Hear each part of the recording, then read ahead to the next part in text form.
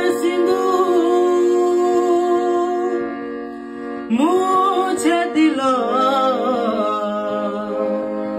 সেটাই বধূ ছিল লেখা, তবে তো আলাদা করিল।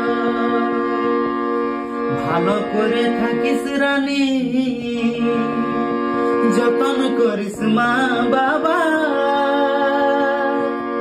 যাবার আগে বলে দিছি তোর কোলে ফুটবে খুশি হাজার।